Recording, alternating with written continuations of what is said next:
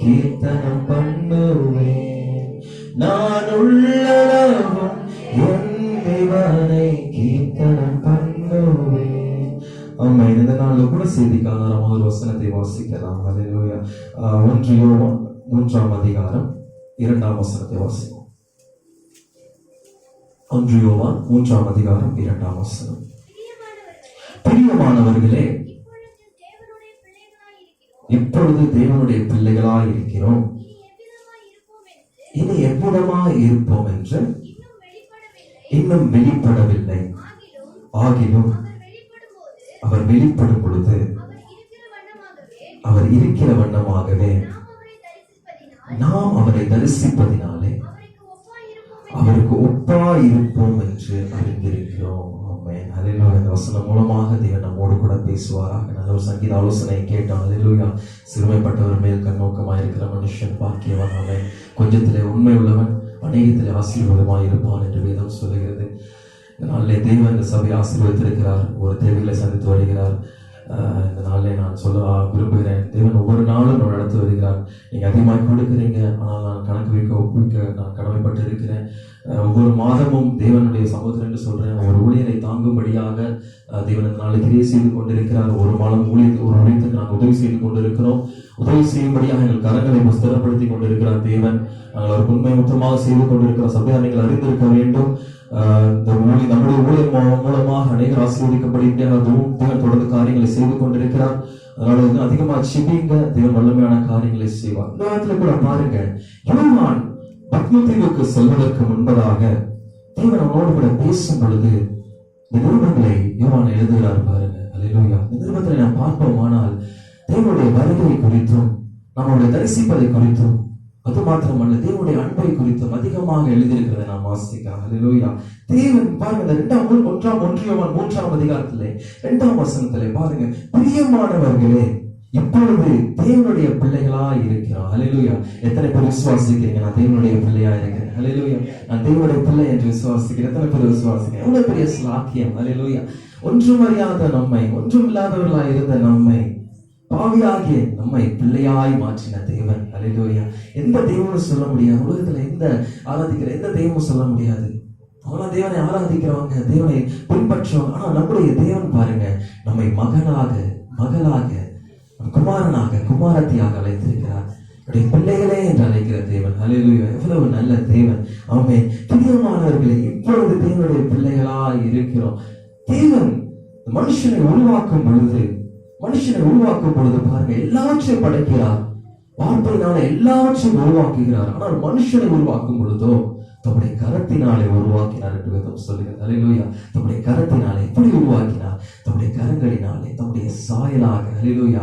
அவருடைய சாயலாக, அவருடைய பிள்ளையாக இருக்கும்படியாக, அவரை போல இருக்கும்படியாக அவர் நம்மை கரத்தினாலே உருவாக்கின தேவன். கரங்களிலே நம்மை உருவாக்கின தேவன். நம்மை கரங்களிலே உருவாக்கி தேவன் ஜீவ சுவாசத்தை, ஜீவ ஆத்மாவை அவருடைய நாசியிலே ஊதினார். அல்லேலூயா. அவன் ஜீவ ஆத்மாவானான் என்று வேதம் சொல்லுகிறது. அல்லேலூயா. மகிமையாக மனுஷனை உருவாக்கினார் அவருடைய சாயலாக. நம்மளும் யோசிப்போம், நமக்கு ஏதாவது நம்ம வீட்டில் ஏதாச்சும் குழந்தை பிறக்கும் போதெல்லாம் பெற்றோர்கள்லாம் அதிகமாக யோசிக்கிற காரியம், என் பிள்ளை என்ன மாதிரி இருப்பானா, இல்லை எங்கள் அப்பா மாதிரி இருப்பானா, எல்லா தாய்மாரும் தகப்பன்மாரும் யோசிக்கிறதான காரியம். ஆனால் தேவனை பாருங்க, அவர் உண்டாக்குகிறான மனுஷனை அவருடைய சாயலாக இருக்கும்படியாக, தம்மை போல இருக்கும்படியாக, அவர் ஒரு ரூபமாக இருக்கும்படியாக அவரை போலவே உருவாக்கினார். பாருங்க, இந்த உலகத்துல இருக்கதான் தெய்வங்கள்லாம் பார்க்கிறோம். தெய்வத்திற்கு மனுஷனுக்கு சம்பந்தமே இல்லாத தோற்றம் இருக்கு. ஆனா நம்முடைய தேவன் அவருடைய சாயலாக. அல்லேலூயா. எவ்வளவு பெரிய ஸ்லாக்கியம். அவருடைய சாயலாக உருவாக்கினதான தேவன். ஆனால் பாருங்க, மனுஷன் அவருடைய மீறுதலினாலே எல்லோரும் பாவம் செய்து தெய்வ மகிமை அற்றவர்களாகி. அல்லேலூயா. எவ்வளவு துக்கமான விஷயம். அவருடைய பிள்ளைகளாக உருவாக்கினதான தேவன் தம்முடைய தகப்பனுடைய வார்த்தைக்கு கீழ்ப்படிய வேண்டியதான பிள்ளைகள், தம்முடைய தகப்பனுடைய சத்தத்துக்கு செவி கொடுக்க வேண்டியதான பிள்ளைகள் மாறாக பிசாசுடைய சத்தத்துக்கு கேட்டபடினாலே, அவனுக்கு கீழ்ப்படிந்தபடினாலே பாருங்க, தெய்வ மகிமை அற்று போனாங்க, தெய்வ சாயலை அற்று போனாங்க. இந்த 1 யோவான் 3ஆம் அதிகாரத்துல நீங்க அந்த 10ஆம் வசனத்துல பார்ப்போமானால், இதனால தேவனுடைய பிள்ளைகள் இன்னார் என்றும் பிசாசின் பிள்ளைகள் இன்னார் என்றும் வெளிப்படும். அல்லேலூயா. பாருங்க, ஒரே மனுஷனை சிருஷ்டித்தார். ஒரே மனுஷனை உருவாக்கினார், அவருடைய சாயலாக உருவாக்கினார். இங்க பார்ப்போமானால் 2 விதமான பிள்ளைகள், ஒன்று தேவனுடைய பிள்ளைகள், ஒன்று பிசாசனுடைய பிள்ளைகள். அல்லேலூயா. இந்த நாளிலே ஒரு கூட்ட ஜனங்கள் இன்னும் தன்னுடைய தகப்பன் யார் என்பதை அறியாமல் வாழ்ந்து கொண்டிருக்கிறாங்க. தங்களை அழைத்த தேவன் யார் என்பதை அறியாமல் வாழ்ந்து கொண்டிருக்கிறாங்க. ஒரு கூட்ட ஜனங்கள் பிசாசனுடைய பிள்ளைகளாக இருக்கிறார்கள் என்று வேதம் சொல்லி நீ வாசிப்பீர்கள். யோவான் 8ஆம் அதிகாரம், யோவான் 8ஆம் அதிகாரத்திலே 44வது வசனத்தை வாசி. நீங்கள் உங்கள் பிதாவாகிய பிசாசானவனாலும் உண்டானவர்கள் உங்கள் பிதாவினுடைய இச்சைகளின்படி செய்ய மனதாயிருக்கிறீர்கள். உங்கள் பிதாவினுடைய இச்சைகளின்படி செய்ய மனதாயிருக்கிறீர்கள். அவன் ஆதி முதற்கொண்டு மனுஷ கொலைபாதகனாய் இருக்கிறான். சத்தியம் அவனிடத்தில் இல்லாதபடியால் அவன் சத்தியத்தை நிலைநிற்கவில்லை. அவன் சத்தியத்திலே நிலைநிற்கவில்லை. அவன் பொய்யனும் பொய்க்கு பிதாவுமாய் இருக்கிறபடியால் அவன் பொய் பேசும்போது தன் சொந்தத்திலே எடுத்து பேசுகிறான். பாருங்க, பிசாசுக்கு ஒரு கூட்ட ஜனங்கள் அடையப்பட்டிருக்கிறாங்க. அவனை தகப்பனாக கொண்ட ஜனங்கள் யாரு? அவங்க பாருங்க, பிசாசான உண்டவன் யாருன்னு பாருங்க, அவருடைய இச்சைகளின்படி செய்கிறவர்கள். அல்லேலூயா. பாருங்க, இந்த மனுஷனை தேவன் உண்டாக்கின பொழுது தம்முடைய சாயலாக தம்முடைய பிள்ளைகளாக உருவாக்கினதான தேவன் அவர்கள் பிசாசுடைய இச்சையின்படி செய்ததால் என்ன சொன்னான்?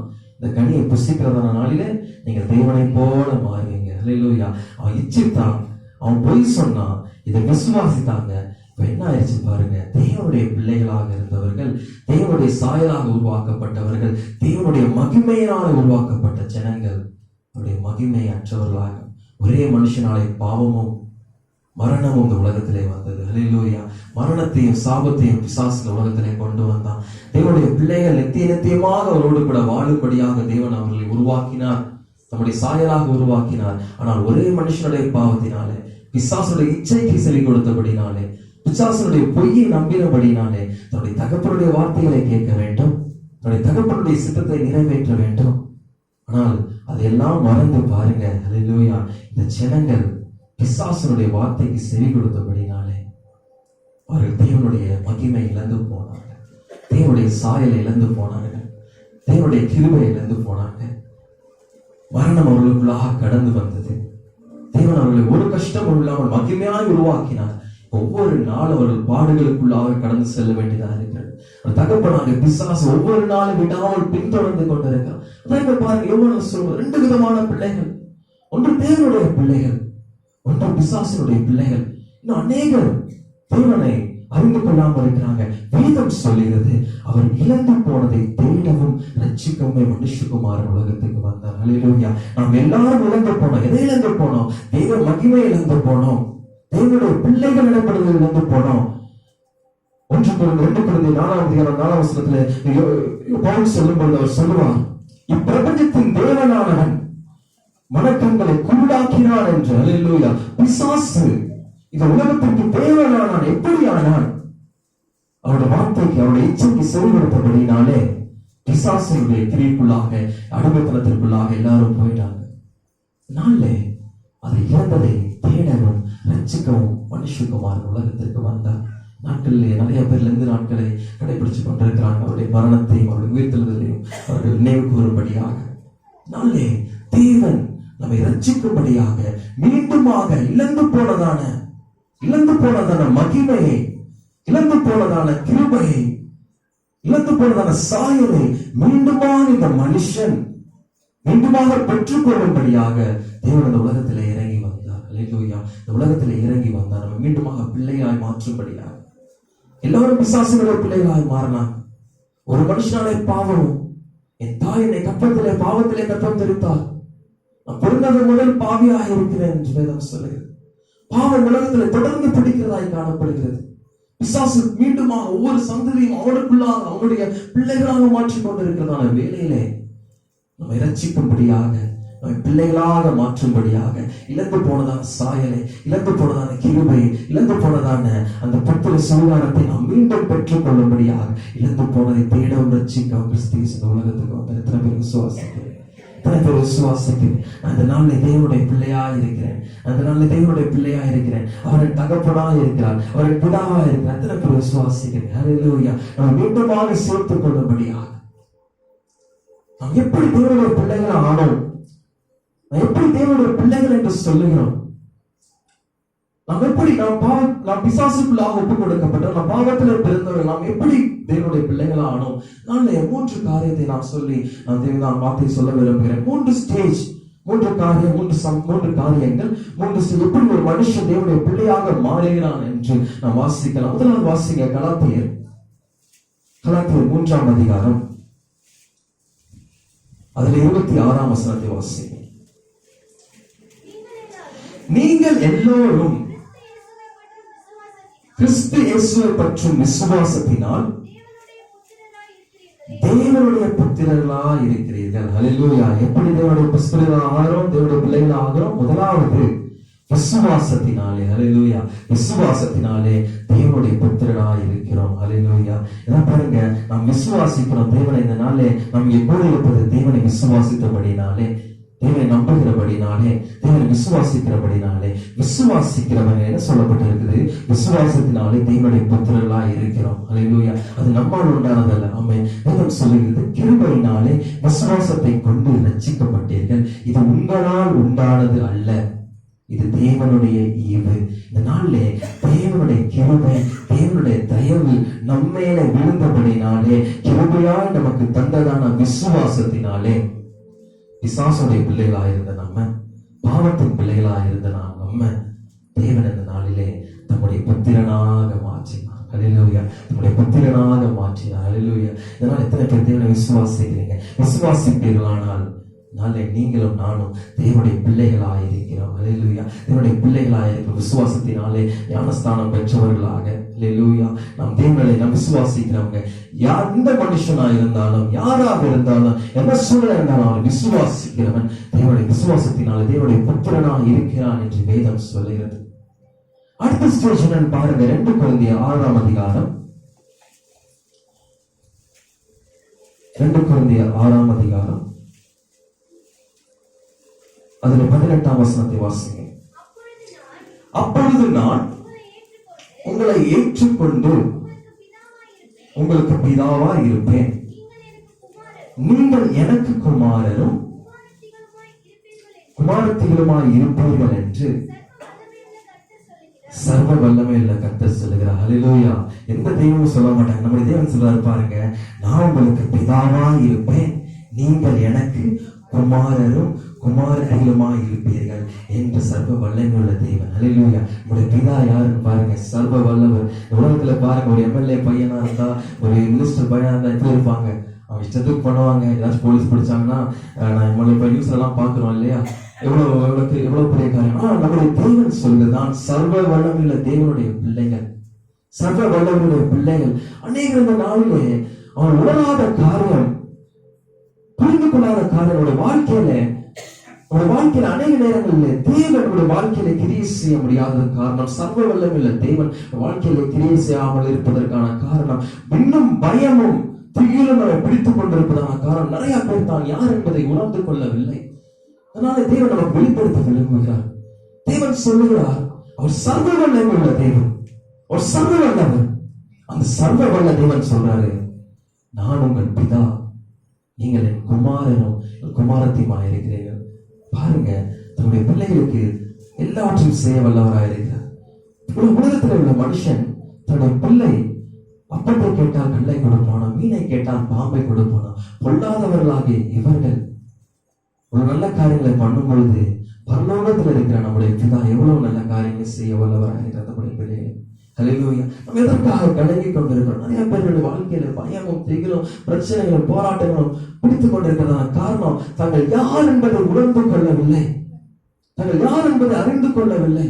நான் வேதம் சொல்லுகிறது, நான் உங்கள் பிதாவா இருப்பேன். தேவன் சொல்றார், நான் உங்கள் பிதாவா இருப்பேன், நீர் எங்கள் குமாரன் குமார்த்திகளா இருப்பேன். பொல்லாத மனுஷன் அவன் தன்னுடைய பிள்ளைகளுக்கு நலமான காரியங்களை செய்யும் பொழுது என்னை ஆராதிக்கிற, என்னை விசுவாசிக்கிற, என்னை விசுவாசத்தை ஏற்றுக்கொண்டதான என்னுடைய பிள்ளைகளுக்கு நான் நலமான காரியங்களை செய்யாமல் இருப்பேனா? அல்லேலூயா. என்னுடைய பிள்ளைகளுக்கு நான் நலமான காரியங்களை செய்யாமல் இருப்பேனா?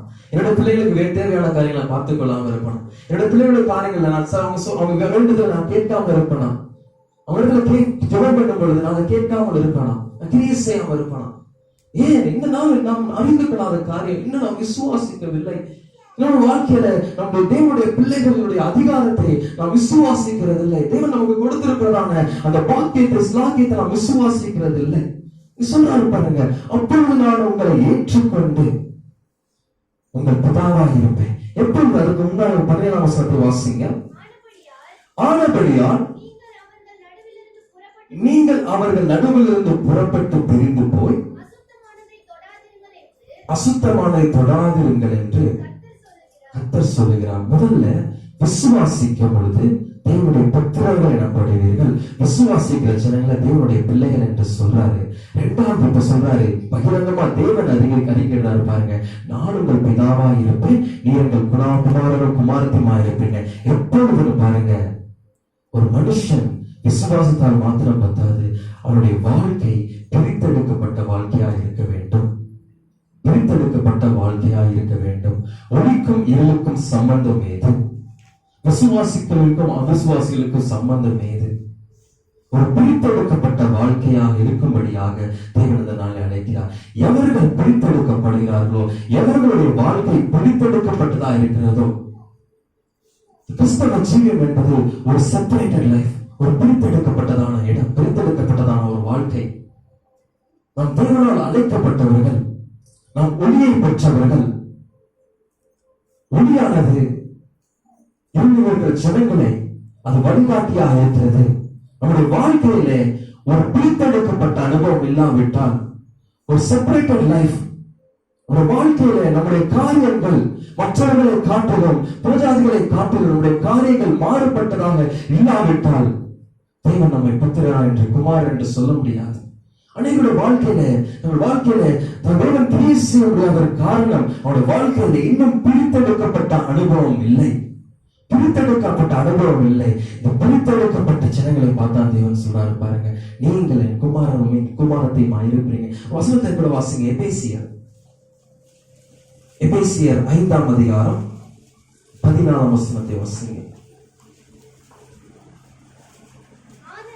ஆதலால் தூங்குகிற நீ விழித்து மரித்தோரை விட்டு எழுந்து, அப்பொழுது கிறிஸ்து உன்னை பிரகாசிப்பார் என்று சொல்லியிருக்கு. ஹல்லேலூயா. அப்பொழுது தூங்குகிற நீ மரித்தோரை விட்டு எழுந்திரு. ஹல்லேலூயா. பாருங்க, எல்லாரும் பாவத்துல மரித்தவர்களா இருக்கிறாங்க, பாவத்துல செத்து போனவங்களா இருக்கிறாங்க. ஆனா ஒரு கூட்ட ஜனங்கள் தேவனை விசுவாசிக்கிறாங்க. நீங்களும் நானும் தேவனை விசுவாசிக்கிறோம். அதனால தேவனுடைய புத்திரர்கள் என்று அழைக்கப்பட்ட தேவனுடைய பிள்ளைகள் என்று அழைக்கப்படுறோம். ஆனாலும் ஒரு பிரித்தெடுக்கப்பட்ட அனுபவத்தை தேவன் எதிர்பார்த்து கொண்டிருக்கிறார். சொல்றாரு பாருங்க, தேவன் எப்பொழுது ஒரு மனுஷன் நம்முடைய குமாரன் என்று குமாரத்தை என்று சொல்லுகிறார் என்றால் எப்பொழுது அவர்கள் பிடிக்கப்பட்டிருக்கிறாங்க. அநேகர் தேவனை விசுவாசிக்கிறாங்க, மரித்து போய் இருந்தாங்க, இப்ப மரித்து போகல, இப்போ தேவன் ஜீவனை கொடுத்தார். ஜீவனை கொடுத்த பொழுதும் எப்படி இருக்கிறாங்கன்னா தூங்குகிறாங்க. மற்றொரு மரித்தவர்களோடு கூட சேர்ந்து தூங்குகிற ஜனமாக அநேக விசுவாசிகள் காணப்படுறாங்க. அல்லேலூயா. தேவனுடைய வார்த்தை, தேவனுடைய காரியங்கள், தேவனுடைய திட்டங்களுடைய வாழ்க்கையில நிறைவேறாததற்கு காரணம், நீங்க மீண்டுமாக ஜீவனை பெற்றுக்கொண்டீங்க, அவர் விசுவாசித்து ஞானஸ்தானம் பெற்றுக்கொண்டு ஜீவனை பெற்றுக்கொண்டீங்க, அவருக்குள்ளாக பிழைத்திருக்கிறீர்கள் என்று வேதம் சொல்லுகிறது. பிழைத்திருக்கிற ஜனங்கள் இன்னும் மரித்தவரை விட்டு எழும்பவில்லை. இன்னும் மரித்தவர்களை விட்டு எழும்பாமல் இன்னும் என்ன பண்றாங்க? தூங்கி கொண்டிருக்கிறாங்க. கோமா ஸ்டைல தான் இருக்காங்க. எல்லாமே ஒர்க் ஆகிட்டு இருக்கு, எல்லாமே ஃபங்க்ஷன் ஆகுது. நல்ல இதய துடிப்பு இருக்கு, நல்ல பல்ஸ் இருக்கு, கிட்னி ஃபங்க்ஷன் ஆகுது, எல்லாமே ஃபங்க்ஷன் ஆகுது. இருந்தாலும் அநேக கிறிஸ்தவருடைய வாழ்க்கையில இன்னும் தேவனுடைய வல்லமை விளங்காததற்கு காரணம், தன்னுடைய பிதா தன்னுடைய வாழ்க்கையில நலமான காரியங்களை செய்ய முடியாததற்கு போவதற்கான காரணம், இன்னும் பிள்ளைகளுடைய வாழ்க்கையில பிரித்தெடுக்கப்பட்டதான அனுபவம் இல்லை. இன்னும் மரித்தவர்கள் கூட தூங்குவர்களாக காணப்படுறாங்க. தேவன் அந்த நாளை நமக்கு உணர்த்த விரும்புகிறார். நம்முடைய வாழ்க்கை ஒரு பிரித்தெடுக்கப்பட்டதான வாழ்க்கையாக இருக்க வேண்டும். தேவனுடைய பிள்ளைகளாக அழைக்கப்பட்டோம், அவருடைய பிள்ளைகளாக இருக்கிறோம். எப்ப தேவன் நம்மை பிள்ளைகள் என்று குமாரன் என்று குமாரத்தை என்று சொல்லுவார் என்றால், நாம் எப்பொழுது பிரிக்கப்பட்டதான ஒரு ஜீவியத்தை செய்கிறோமோ, எப்பொழுது தூங்குகிறதான நாம் விழித்துக் கொண்டு நாம் யார் என்பதை உணர்ந்து கொள்கிறோமோ, நம்ம எதற்காக தேவன் அழைத்தார் என்பதை உணர்ந்து கொள்கிறோமோ, நம்மிடத்துல என்ன கொடுக்கப்பட்டது என்பதை அறிந்து கொள்கிறோமோ, அன்றைக்கு தான் தேவனுடைய வல்லமை நம்முடைய வாழ்க்கையில இறங்கும். அன்றைக்கு தான் நம்மை பிடித்திருக்கிறதான பயங்கள் நம்மை விட்டு ஓடி போகும். அன்றைக்கு தான் நம்முடைய பிரச்சனைகள் நம்மை விட்டு ஓடி போகும். நம்முடைய போராட்டங்கள் ஓடி போகும். ஏனென்றால் நம்முடைய தேவன் அவர் சர்வ வல்லவராக இருக்கிறார். அந்த சர்வ வல்லமை உள்ள தேவன் அவர் உங்களுக்கும் எனக்கும் அவர் பிதாவாக இருக்கிறார். ஹல்லேலூயா, பிதாவாக இருக்கிறார். அதனால் தேவன் இந்த நாளில் கிரியை செய்ய வேண்டும். உங்களுடைய வாழ்க்கை பரிந்தெடுக்கப்பட்டதா இருக்க வேண்டும். ஒரு பிரித்தெடுக்கப்பட்ட ஜீவியமா இருக்க வேண்டும். அதனால் இந்த காரியங்கள் அநேக சத்தியங்கள் இருக்கிறது. இதற்குள்ளாக பிரித்தெடுக்கப்பட்ட ஜீவம் இதெல்லாம் பார்ப்பதற்கு நேரம் இல்லை. நான் மேலோட்டமாக சொல்ல விரும்புகிறேன். ஒரு பிரித்தெடுக்கப்பட்ட வாழ்க்கை. இரண்டாவது அனுபவம், ஒரு மனுஷனுடைய வாழ்க்கையில முதல்ல விசுவாசம். விசுவாசிக்கிறதுனால தேவனுடைய பிள்ளைகள் ஆகிறோம். தேவன் நம்மை அவருடைய குமாரர் என்றும் குமாரத்தை என்றும் சொல்ல வேண்டுமானால் உங்களுடைய வாழ்க்கை விசுவாசிக்கிறதான விசுவாசிகளான நம்முடைய வாழ்க்கை பிரித்தெடுக்கப்பட்டதான ஒரு வாழ்க்கையாக இருக்க வேண்டும். மூன்றாவது அனுபவத்தை வாசிங்க. ரோமர் 8ஆம் அதிகாரம். ரோமர் 8ஆம் அதிகாரம் 14ஆம் வசனத்தை வாசிங்க. 14ஆம் வசனம். மேலும் எவர்கள் தேவனுடைய ஆவியினாலே நடத்தப்படுகிறார்களோ, ஹல்லேலூயா, அவர்கள் யாரா இருக்கிறாங்க? தேவனுடைய புத்திரராய் இருக்கிறாங்க. ஹல்லேலூயா. எவர்கள் தேவனுடைய ஆவியினாலே நடத்தப்படுகிறார்களோ அவர்கள் தேவனுடைய புத்திரராய் இருக்காங்க. தொடர்ந்து வாசிங்க. அந்தபடி திரும்பவும் பயப்படுகிறதற்கு நீங்கள் அடிமைத்தனத்தின் ஆவியை பெறாமல் அப்பா பிதாவே என்று கூப்பிட பண்ணுகிற புத்திர சுவிகாரத்தின் ஆவியை பற்றி எத்தனை பேருக்கு அந்த உறுதி இருக்கிறது? ஹல்லேலூயா. இந்த நாளில் தேவன் ஆவியினால் நிரப்பி இருக்கிறார். இந்த நாளில் தேவன் ஆவியினால் இருக்கிறார். எந்த ஆவியினாலே நிரப்பி இருக்கிறார்? அப்பா பிதாவே என்று அழைக்கக்கூடியதான புத்திர சுவிகாரத்தின் ஆவியினால் அவர் நிரப்பி இருக்கிறது. தொடர்ந்து வாசிங்க. நாம் தேவனுடைய பிள்ளைகளாய் இருக்கிறோம் என்று ஆவியானவர் தாமே நம்முடைய ஆவியுடனே கூட சாட்சி கொடுக்கிறார். ஹல்லேலூயா. சாட்சி கொடுக்கிறார். யார் சாட்சி கொடுக்கிறார்? ஆவியானவர் சாட்சி கொடுக்கிறார். முதலாவது விசுவாசித்தோம், தேவனுடைய பிள்ளைகளானோம். தேவனை எல்லாவற்றும் பிடிக்கப்பட்ட ஒரு வாழ்க்கை வாழ்ந்து கொண்டிருக்கிறோம். பிடிக்கப்பட்டதான வாழ்க்கையை பார்த்து தேவன் உங்களையும் என்னையும் அவர் தன்னுடைய வாயால சொல்றாரு, நான் உங்கள் பிதாவாக இருப்பேன், நீங்கள் என் குமாரரும் குமாரத்தியுமாய் இருப்பீர்கள். அது மாத்திரமல்ல, தேவன் அவர் நமக்கு தந்துள்ள ஆவியினாலே தான் பாருங்க, ஆவியினாலே நாம் புத்திரனாய் இருக்கிறோம்.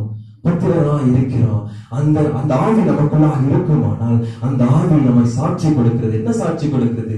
தேவனுடைய பிள்ளைகள். ஹல்லேலூயா. தேவனுடைய பிள்ளைகள் என்று ஆவியானவர் நமக்காக சாட்சி கொடுக்கிறதான தேவன். ஆவியானவர் நமக்காக சாட்சி கொடுக்கிறதான தேவன். எப்போ ஆவியானவர் நமக்காக சாட்சி கொடுக்கிறாரு பாருங்க. நீங்க அந்த 26ஆம் வசனத்துல வாசிப்போமானால், ஆவியானவர் தாமே வாக்கு கடங்காத பெருமூச்சுகளோடு கூட நமக்காக வேண்டுதல் செய்கிறார் என்று வாசிக்கிறோம். யாருக்காக வேண்டுதல் செய்கிறார்னா, புத்திர சுவிகாரத்தின் ஆவியை பெற்றதான பிள்ளைகளுக்கு, அவருடைய பிள்ளைகளுக்கு தேவன் சொல்றாரு, ஒவ்வொரு நேரமும் நம்ம எல்லாரும் பாவம் செய்யறோம், சில நேரங்கள் இடறி போறோம். ஆனாலும் நமக்கு அருளப்பட்ட ஆவியினானவர் என்னுடைய பிள்ளை, உடைய குமாரன் என்று ஒவ்வொரு நேரமும் நம்மை குறித்து பரிந்து பேசுகிறதாக, நமக்காக விண்ணப்பம் பண்ணுகிறதாக இருக்கிறது. இதனால 3 அனுபவங்கள் நம்முடைய வாழ்க்கையில தேவை. சிலர் விசுவாசத்தோடு விட்டு விடுறாங்க, சிலர் பிரித்தெடுக்கப்பட்டது என்று சொல்றாங்க, இருந்தாலும் அவர் இன்னும் தூங்குகிறவர்களாக காணப்படுறாங்க. ஆனால் தேவனுடைய ஆவியினாலே நடத்தப்படுகிறவர்கள், ஹல்லேலூயா, எவர்கள் முன்னாடி வாசிச்சீங்கன்னா, எவர்கள் தேவனுடைய ஆவியினாலே நடத்தப்படுகிறார்களோ அவர்கள் தேவனுடைய புத்திரராய் இருக்கிறார்கள் என்று வேதம் சொல்லுகிறது. ஹல்லேலூயா. ஆவியானவர் ஆவியின் அபிஷேகத்தை பெற்றுக் கொண்டவர்களுக்கு ஆவியானவர் தாமே சாட்சியா இருக்கிறார். என்ன சாட்சியா இருக்கிறார்? இவர்கள் என்னுடைய குமாரன், இவர்கள் என்னுடைய பிள்ளையா இருக்கிறார், என்னுடைய குமாரன் குமாரத்தியுமா இருக்கிறார். அனுபவங்களை பாருங்க, நல்லா கவனிங்க. இந்த 3 அனுபவம் ஒரு மனுஷனுக்கு தேவை. அநேகர் எல்லோரும் பிள்ளைகள் என்று சொல்லலாம், எல்லாரும் பிள்ளைகளாக இருக்கலாம். ஆனால் யார் தேவனுடைய வாக்குத்தத்தத்தை பெற்றுக் கொள்வார் என்றால் எல்லாரும் கிடையாது. பாருங்க, கலாத்தியர் 4ஆம் அதிகாரம் 7ஆம் வசனத்தை வாசிங்க. கலாத்தியர் 4ஆம் அதிகாரம் 7ஆம் வசனம். ஆகையால் இனி அடிமையாயிராமல் புத்திரனாய் இருக்கிறார். நீ புத்திரனே ஆனால் கிறிஸ்து மூலமாய் தேவனுடைய சுதந்திரமாய் இருக்கிறார். ஹல்லேலூயா. என்ன, எப்படி ஒரு பிள்ளைகளா இருந்தோம், நாம் பிள்ளைகளா இருந்தால் மாத்திரம் பத்தாது, நாம் சுதந்திரராக ஆக வேண்டும். ஹல்லேலூயா. சுதந்திரராக ஆக வேண்டும். பரலோக ராஜ்யத்தை சுதந்திரித்துக் கொள்ள வேண்டும். தேவனுடைய ராஜ்யத்திற்கு பங்குள்ளவர்களாக இருக்க வேண்டும். பங்குள்ளவராக இருக்க வேண்டுமானால் ஒரு மனுஷன் நான் விசுவாசித்தால் மாத்திரம் பத்தாது, இந்த 3 அனுபவங்கள் ஒரு மனுஷனுடைய வாழ்க்கையில கட்டாயம் காணப்பட வேண்டும். ஒரு மனுஷன் எப்போ அவன் சுதந்திரராக ஆகிறார் என்றால், அந்த ரோமர் 8ஆம் அதிகாரம் 17ஆம் வசனத்தை வாசிங்க.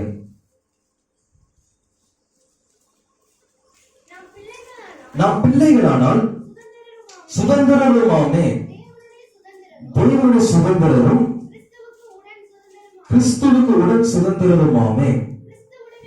கிறிஸ்துவுடனே கூட நாம் மகிமைப்படும்படிக்கு அவருடைய கூட அவருடைய பாடுபட்டால் அப்படி ஆகும். ஹல்லேலூயா.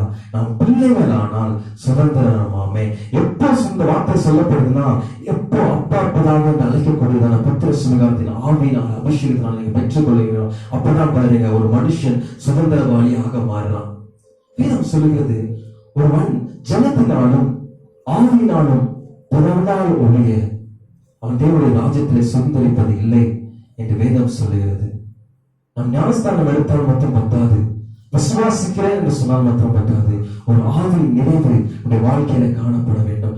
இயேசு கிறிஸ்து உலகத்திலே பிறந்தார், பலனாக பிறந்தார். ஆனால் அவர் ஞானஸ்தானம் எடுத்து ஆவியானவர் புறாவை போல அவர் மேல இறங்கின பொழுது பாருங்க, வானத்திலிருந்து சத்தம் உண்டாயிற்று, இவர் நேசகுமாரன், இவர் நான் பிரியமா இருக்கிறேன். ஹல்லேலூயா.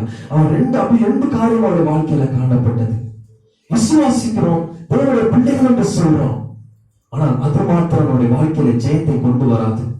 இன்னும் அநேகருடைய வாழ்க்கையில தேவனுடைய பிள்ளைகள் என்று சொல்லுவதான ஜனங்களுடைய வாழ்க்கையில இன்னும் தேவன் தன்னுடைய தகப்பன் இன்னும் நலமான காரியங்களை செய்ய முடியாததற்கு காரணம், என்னுடைய வாழ்க்கையில இன்னும் பயத்துக்குள்ளாக நான் இருக்கிறேன், இன்னும் போராட்டத்துக்குள்ளாக இருக்கிறேன், என்னுடைய சூழ்நிலை குறித்து நான் ஏன் கலங்கி கொண்டிருக்கிறேன், சர்வ வல்லவருடைய தகப்பனாக இருக்கிறார், என்னுடைய வாழ்க்கை இன்னும் அப்படியே போய் கொண்டிருக்கிறது, ஏன் இன்னும் எதிர்பார்த்து கொண்டிருக்கிற மனுஷனுக்கு முன்பாக ஏன் ஓடிக்கொண்டிருக்கிறேன், என் தகப்பன் எல்லாவற்றையும் உண்டாக்கின தேவனாக இருக்கிறார், அந்த சராசரங்களை படைத்த தேவன், சகலத்தை உருவாக்கினதான தேவன், மரணத்தை ஜெயமாய் விளங்கின தேவன், மறுத்தேன் ஆனாலும் இதோ சதா காலங்களில் உயிரோடு இருக்கிறேன் என்று சொன்ன தேவன், மரணம் அவரை கட்டுக்கூடாது இருந்தது. சர்வ வல்லமையுள்ள தேவன் எனக்கு தகப்பனாக இருக்கும் பொழுது என்னுடைய வாழ்க்கையில ஏன் நான் இன்னும் மனுஷனை நோக்கிக் கொண்டு என்னை யாரிடத்திலிருந்து ஒத்தாசை வரும் என்று சொல்லிக்கொண்டு நான் பயந்து கொண்டு திகைத்துக் கொண்டு இருக்கிறேன். நாங்கள் 3 அனுபவங்கள் நம்முடைய வாழ்க்கையில் இல்லை. எவரும் தேவனுடைய ஆவியினாலே நடத்தப்படுகிறவர்கள். ஆவியானவர் எங்கு உண்டோ அங்கே விடுதலை உண்டு. ஆவியானவர் நமக்கு பயத்தின் ஆவியை தராமல் பலமும் அன்பும் தெளிந்த புத்தியுள்ள ஆவியை நமக்கு தந்திருக்கிறார். அந்த ஆவியானவர்கள் நடத்தப்படுகிறவர்கள் அவர்கள் தேவனுடைய புத்திரனாய் இருப்பார்கள், தேவனுடைய உடன் சுதந்திரமாய் இருப்பார்கள். அவர்கள் தான் தேவனுடைய ராஜ்யத்தை சுதந்திரித்துக் கொள்வார். நாளே நம் தேவனுடைய ராஜ்யம் மிகவும் சமமாக இருக்கிறது. அவருடைய வருகையிலே நாம் அவரை தரிசிக்க போகிறோம். இந்த உலகத்திலே நமக்கு தேவன் தகப்பனாய் இருக்கிறார். நம்முடைய தகப்பன் எல்லாவற்றும் நன்மையாய் செய்ய வல்லவராய் இருக்கிறார். சகலத்தை நேர்த்தியாக முடிக்க வல்லவராய் இருக்கிறார். சகலத்தை நேர்த்தியாக முடிக்க வல்லவராய் இருக்கிறார். நாம் தேவனுடைய ராஜ்யத்தை சுதந்திரித்துக் கொள்ள வேண்டுமானால் நாம் அந்த சுதந்திர வழியாக காணப்பட வேண்டும். அந்த புத்திர சுகாரத்தின் ஆவியை நாம் பெற்றுக்கொள்ள வேண்டும். பாருங்க, வேதத்தில் ஒரு மனுஷன் இருந்தான். யாத்திராகமத்துல நாம் வாசிப்போம், ஆதியாகமத்தில் 25ஆம் அதிகாரத்துல ஒரு மனுஷன், ஈசாக்குக்கு 2 பிள்ளைகள் இருந்தாங்க, ஏசா யாக்கோபு, 2 குமாரர்கள் இருந்தாங்க. பாருங்க, 25ஆம் அதிகாரத்துல ஒரு மனுஷன் என்ன பண்ணிட்டான் பாருங்க. ஏசா என்ன பண்றானா, ஒரு பசிக்காக, ஒரு கூழுக்காக தன்னுடைய புத்திர சுவிகாரத்தை தன்னுடைய சகோதரனுக்கு விட்டு போட்டான். 2 பேரும் பிள்ளைகள் தான். ஆனால் அந்த புத்திர சுவிகாரம், அதாவது பர்த் ரைட் யாருக்குன்னா ஏசாக்கு இருந்தது, ஏசாவிடம் இருந்தது. ஏசாவை பெற்றிருந்தான், ஏசாவை பெற்றிருந்தான். இருந்தாலும் வெறும் ஒரு கோளுக்காக அந்த புத்திர சுவிகாரத்தை இழந்து போனான். இன்னைக்கு அநேக ஜனங்கள், அநேக தேவனுடைய பிள்ளைகள், தேவனுடைய பிள்ளைகள் என்று அழைக்கப்படுறவங்க, அநேக தேவனுடைய புத்திர சுவிகாரத்தை பெற்றவர்கள், சுதந்திரம் ஆக்கப்பட்டவர்கள், ஆவியினாலும் நிலவினாலே அப்பா பிதாவே என்று அழைக்கப்படக்கூடிய புத்திர சுவிகாரத்தில் ஆவியை பெற்றதான பிள்ளைகள் அநேகர் இந்த உலகத்தின் காரியத்திற்காக, இந்த உலகத்தில் உள்ள சூழ்நிலையிலே தங்கள் சுதந்திரத்தை இழந்து போறாங்க.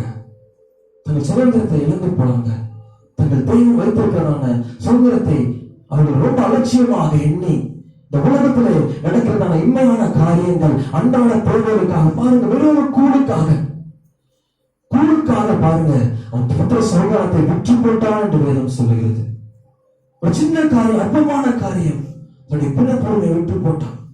இன்னைக்கு தேவன் நம்மை பிள்ளைகளாக தெரிந்தெடுத்து நம்மை சுதந்திரவாளியாக மாற்றியிருக்கிறார். அவருடைய ராஜ்யத்திற்கு நம்ம சுதந்திரவாளியாக மாற்றியிருக்கிறார்.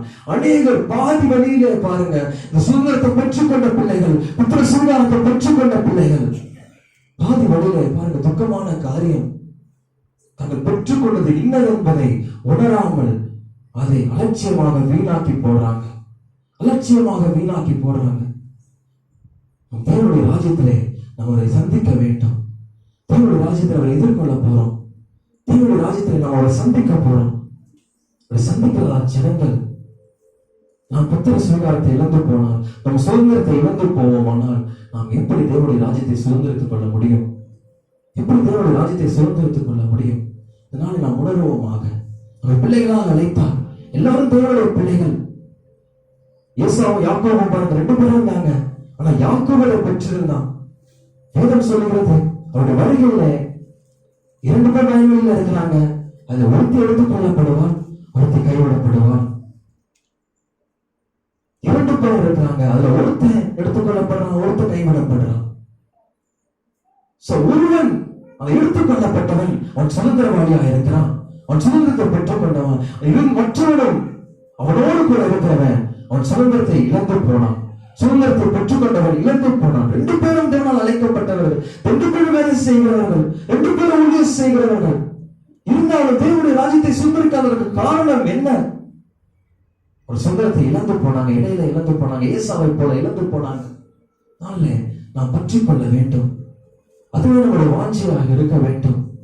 அதுவே நம்முடைய வாஞ்சியாக இருக்க வேண்டும். ஆவியின் அபிஷேகத்தை, ஆவியின் நிறைவை நாம் எந்த சூழலில் இருந்து போகக்கூடாது. அநேக போராட்டங்கள் வரும்பொழுது நாம் கலங்கி போகிறோம், நாம் மறந்து போகிறோம். என்னை தேவன் எதற்காக அழைத்தார்?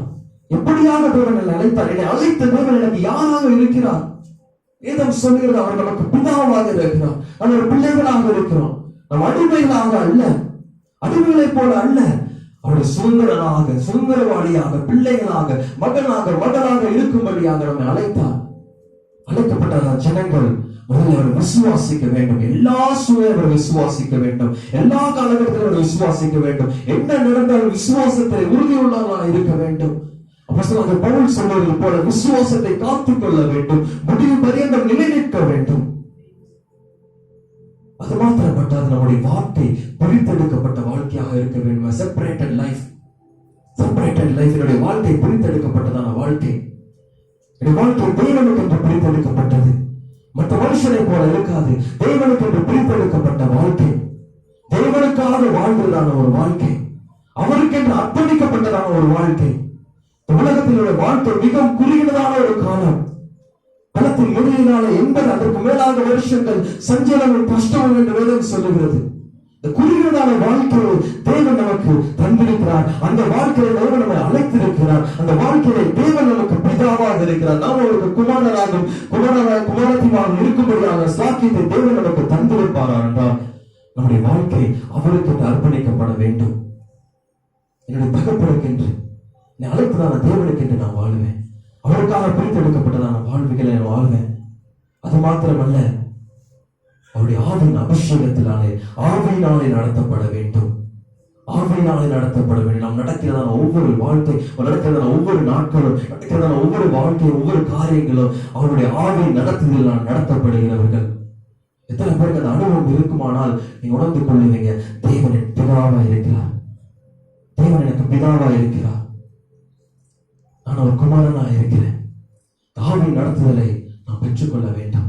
பாருங்க பிரியமானவர்களே, இப்பொழுது தேவனுடைய பிள்ளைகளாய் இருக்கிறோம். இனி எப்படி இருப்போம் என்று இன்னும் வெளிப்படவில்லை. ஆமென். இப்பொழுது தேவனுடைய பிள்ளைகளாய் இருக்கிறோம். இன்னும் வருங்காலம் இன்னும் வெளிப்படவில்லை. ஆகிலும் அவர் வெளிப்படும் போது அவர் இருக்கிற வண்ணமாகவே அவரை தரிசிப்பதினால் அவருக்கு ஒப்பாவோம் என்று, ஹல்லேலூயா, அவருக்கு ஒப்பாய் இருப்போம் என்று அறிந்திருக்கிறோம். ஹல்லேலூயா. பாருங்க இந்த வசனத்திலே அவர் பதில் சொல்றாரு. பாருங்க, என்னுடைய ஃபியூச்சர் இன்னும் ரெடி ஆகல, இன்னும் எப்படி இருப்போம்னு தெரியல. இப்போ தேவனுடைய பிள்ளைகளா இருக்கிறோம். சில பேர் விசுவாசிக்கிறீங்கன்னா இல்ல, நான் தேவனுடைய பிள்ளையா இருக்கேன், நான் தேவனை விசுவாசிக்கிறேன், நான் பிரித்தெடுக்கப்பட்டதான ஒரு வாழ்க்கையை வாழ்றேன், நான் ஆவியினாலே நடத்தப்படுறேன், நீங்க விசுவாசிப்பீர்களானால் நீங்க தேவனுடைய பிள்ளைகளா இருக்கிறீங்க. இப்பொழுது தேவனுடைய பிள்ளைகளா இருக்கிறோம். இன்னும் வருங்காலம் இன்னும் வெளிப்படுத்தப்படவில்லை. வருங்காலங்களில் எப்படி இருப்போம் என்று தெரியவில்லை, வெளிப்படுத்தப்படவில்லை. ஆயினும் அவர் வரும் பொழுது, ஹல்லேலூயா, அவர் இருக்கிற வண்ணமாகவே அவரை தரிசிப்போம். அவர் எப்படி இருக்கிறார், நம்முடைய தேவன் எப்படி இருக்கிறார், நம்மை அழைத்த தேவன் அவர் எப்படி இருக்கிறார், வரப்போகிறதான தேவாதி தேவன் சர்வ வல்லவர் எப்படி இருக்கிறார். அவர் மகிமை புரிந்தவராக முதல் முறை அவர் வரும் பொழுது அடிமை கோலம் எடுத்து மனுஷனாக உலகத்துக்கு வந்தார். ஆனால் வேதம் சொல்லுகிறது இரண்டாவது முறை அவர் வரும் பொழுது அவர் மகிமை புரிந்தவராக, மறுரூபமானவராக, ஹல்லேலூயா, மறுரூபமானவராக மத்திய வானத்திலே ராஜாதி ராஜாவாக வெளிப்படுவார். அவர் இருக்கிற வண்ணமாக அவரை தரிசிக்கிறதான பிள்ளைகள், அவர் இருக்கிற வண்ணமாக நல்லா உணர்ந்து கொள்ளுங்க. அவர் எப்படி இருக்கிறாரோ அவரை அப்படியே தரிசிக்க வேண்டும். அவருக்கு ஒப்பா இருக்கிறோம், அவருக்கு ஒப்பா இருக்கிறோம் என்று அறிந்திருக்கிறோம். ஹல்லேலூயா. அப்போ இந்த வருங்காலத்திலே பிள்ளைகளாக அழைக்கப்பட்ட ஜனங்கள் தேவனை தரிசிக்கிறதான அந்த நாளிலே எப்படி மாற வேண்டுமானால் அவருக்கு ஒப்பாக, அவருடைய சாயலாக, அவருடைய மகிமைக்கு ஒப்பாக மாறுவதுதான் நம்முடைய வருங்காலமாக இருக்கு. நீ எப்படி இருப்போம் என்று வெளிப்படவில்லை, ஆனாலும் அவருக்கு ஒப்பாக அவரை தரிசிக்கும் பொழுது, அவர் இருக்கிற வண்ணமாகவே நாம் அவரை தரிசிக்கும் பொழுது அவருக்கு ஒப்பாக இருக்கிறார். ஹல்லேலூயா. தேவன் அவர் 100% இயேசு கிறிஸ்து 100% தேவனாக இருந்தாலும் அவர் மனுஷகுமாரனாக வெளிப்பட்டார். மனுஷகுமாரனாக வெளிப்பட்டார். அவர் முற்றிலுமாக மனுஷனாக வெளிப்பட்டார். உலகத்திலே அவர் தீர்மானிக்கப்பட்டபடி பிறந்தார். பாருங்க, மனுஷனாக வெளிப்பட்டவர் அவர் பாடுகள் வழியாக கடந்து செல்ல வேண்டியது அவசியமாக இருந்தது. அவர் தம்முடைய பாடுகளினாலே பிதாவுடைய சித்தத்தை நிறைவேற்றி அவர் உயிர்த்தெழுந்தார் என்று வேதம் சொல்லுகிறது. ஹல்லேலூயா. அவர் மகிமைக்குள்ளாக சேர்ந்தார் என்று வேதம் சொல்லுகிறது. வாசிங்க அப்போஸ்தலர் 13ஆம் அதிகாரம். அப்போஸ்தலர் 13ஆம் அதிகாரம் அதிலே 30ஆம் வசனத்தை வாசிங்க. தேவனோ அவரை மரித்தோரிலிருந்து எழுப்பினார். ஹல்லேலூயா. மரித்தோரிலிருந்து எழுப்பினார். ஒரு மனுஷனாக பிறந்தார். அவர் மனுஷனாக போல வாழ்ந்தார். நம்மை போல பாட உள்ளவராக, நம்மை போல கஷ்டம் உள்ளவராக அவர் வாழ்ந்து வந்தார். நம்மை போல மனுஷனாக இருந்தார். அந்த தேவன் அவர் மனுஷனாக, மனுஷகுமாரனாக பிறந்தவர். அவர் வாழ்ந்து தேவனுடைய பிள்ளையாக இருந்தவர். அவர் வாழ்கிறதான ஒவ்வொரு வாழ்க்கையிலும் அவர் வாழ்ந்து தேவனுடைய சித்தத்தை நிறைவேற்றினார். தேவனுடைய சித்தத்தை நிறைவேற்றினார். தேவனுடைய சித்தத்தை நிறைவேற்றினது பாருங்க. அப்போஸ்தலர் 13ஆம் அதிகாரத்தில் 30ஆம் வசனம் சொல்கிறது, தேவனோ அவரை மரித்தோரிலிருந்து எழுப்பினார். இதனாலே தேவன் வாக்குப்பட்டது 2 கொரிந்தியர் வாசிக்கிறது போல இந்த சாவுக்கு ஏதுவான சரீரம் அது மகிமையின் சரீரமாக மாற்றப்பட வேண்டும். அவர் வரும் நாளிலே நாம் எல்லோரும் மறுரூபமாக்கப்படுவோம் என்று வேதம் சொல்லுகிறது. அவரை போல மகிமையாக, மகிமை அடைவோம், மகிமையான சரீரமாக இந்த சாவுக்கு ஏதுவான சரீரம் மாற்றப்படும் என்று வேதம் சொல்லுகிறது. அப்படி மாற்றப்பட வேண்டுமானால் அவருடைய பிள்ளைகளாக இருக்கிற அவருடைய குமாரனாக வெளிப்பட்ட இயேசு கிறிஸ்து அவர் உயிர்த்தெழுந்தது போல, அவரை தேவன் மரித்தோரிலிருந்து எழுப்பினது போல இந்த நாளிலே நம்மை தேவன் எழுப்ப வேண்டும். அவர் வருகிற நாளிலே நாம் எழும்ப வேண்டும், நாம் மறுரூபமாக்கப்பட வேண்டும். எப்படி பாருங்க, அதுக்கு முன்னாடி வசனத்தை 29ஆம் வசனத்தை வாசிங்க. அவரை குறித்து எழுதியிருக்கிற யாவையும் அவர்கள் நிறைவேற்றின பின்பு அவரை மரத்திலிருந்து இறக்கி கல்லறையிலே வைத்தார்கள். தேவனோ அவரை மரித்தோரிலிருந்து எழுப்பினார். பாருங்க, அவரை குறித்து எழுதியிருக்கிற யாவையும் நிறைவேற்றும்படியாக ஒரு பிள்ளை என்ன செய்ய வேண்டுமானால், ஒரு பிள்ளை தேவனுடைய குமாரனை இயேசு கிறிஸ்துவை மரித்தோரிலிருந்து எழுப்பினார், அவரை மகிமையாக மாற்றினார், அவர் மனுஷனாக வெளிப்பட்டார். இப்போது மகிமை பொருந்தினவராக உன்னதங்களிலே இருக்கிறார், மகிமை பொருந்தினவர்களாக இருக்கிறார். அவர் வரும்பொழுது மகிமையில வெளிப்படுவார், ராஜாதி ராஜாவாக தூதர்களோடு கூட எக்காலத்து பெருமைகளோடு கூட அவர் மகிமையில வெளிப்படுவார். யோவான் பார்க்கும்போது வெளிப்படுத்துற பார்க்கும்போது சொல்றாரு, அவருடைய சாயல் மனுஷகுமாரனுக்கு ஒப்பாக இருந்தது. அவர் 7 குத்துவிளக்குகள் மத்தியிலே உணாவி கொண்டிருக்கிற நட்சத்திரங்களை கையில ஏந்தி கொண்டு மகிமை பொருந்தினவராக உலாவி கொண்டிருக்கிறார். அவர் மகிமை பொருந்தினவராக இருக்கிறவரை தரிசிக்கிறவர்கள் அவருக்கு ஒப்பா இருப்போம் என்றால் நாமும் அந்த மகிமை அடைய வேண்டும், நாமும் மறுரூபமாக்கப்பட வேண்டும். அவருடைய குமாரனாக வெளிப்பட்டதான தேவன் அவருக்கு நியமிக்கப்பட்டதான எல்லாவற்றையும் நிறைவேற்றின பொழுது, அவர் மேல குறிக்கப்பட்டிருந்ததான முன்குறிக்கப்பட்டதான எல்லாவற்றையும் நிறைவேற்றின பொழுது தேவன் அவரை மரித்தோரிலிருந்து எழுப்பினார். இந்த நாளில் அவருடைய பிள்ளைகளாக இருக்கிறதான நம்மை பாருங்க, இளைஞர்கள தேவன் சொல்வாரு, உன்னை தான் கருவில உருவாகும் முன்னே தெரிந்து கொண்டேன், உன்னை இந்த ஜனங்களுக்கு தீர்க்கதரிசியா இருக்கும்படிக்கு என்ன சொன்னாரு, உன்னை நீ கர்ப்பத்தில் உருவாகுவதற்கு முன்னே உன்னை முன்குறித்தேன். பவுலிடத்துல சொல்லும் பொழுது கூட உன்னை பெயர் சொல்லி அழைத்தேன். உன்னை பெயர் சொல்லி அழைத்ததான தேவன் இந்த நாளில் நம்ம பிள்ளைகளாக தெரிந்தெடுத்திருப்பார் என்றால் அவருடைய தயவினாலே கிருபையினாலே நாம் விசுவாசத்தை பெற்ற அவருடைய பிள்ளைகளாக இருப்போமானால் போல நாம் சாதாரணமா இருக்கும்படியாக அல்ல, தேவன் நம் மூலமாக ஒரு திட்டம் வைத்திருக்கும்படியாக. பாருங்க, எரேமியா கருவிலை உருவாவதற்கு முன்பாகவே அவரை அவன் தீர்க்கதரிசியாக இருக்கும்படியாக, அவன் தீர்க்கதரிசனம் சொல்லும்படியாக அவனுக்கென்று குறிக்கப்பட்டிருந்தது. இதனால தேவனுடைய பிள்ளைகளாக அழைக்கப்பட்ட நீங்களும் நானும் தேவனால் தெரிந்து கொள்ளப்பட்டிருப்போமானால், எத்தனை பேர் விசுவாசிக்கிறேன், நான் தேவனால் பேர் சொல்லி அழைக்கப்பட்டேன், தேவன் என்னை முன்குறித்தபடி நான் இந்த இடத்துல உட்கார வைத்திருக்கிறார். அப்படி நாம் விசுவாசிப்போமானால் ஒரு காரியத்தை உணர்ந்து கொள்ள வேண்டும், என் தேவன் என் மேல ஒரு திட்டத்தை வைத்திருக்கிறார், என் மேல ஒரு தீர்மானத்தை வைத்திருக்கிறார். நான் செய்து முடிக்க வேண்டிய காரியங்கள் இருக்கிறது. இயேசு கிறிஸ்து மனுஷகுமாரனாக இந்த உலகத்திற்கு வரும் பொழுது தொடக்கம் முதல் முடிவு வரை அவர் மேல திட்டம் இருந்தது. பாருங்க, அப்போஸ்தலர்ல அவரை குறித்து எழுதியிருக்கிற யாவையும் நிறைவேற்றின பின்பு, எல்லாவற்றையும் நிறைவேற்றின பின்பு தேவன் அவரை மரித்தோரிலிருந்து எழுப்பினார். எப்பொழுது மகிமை அடைந்தார், அவர் குமாரனாக வெளிப்பட்டார்.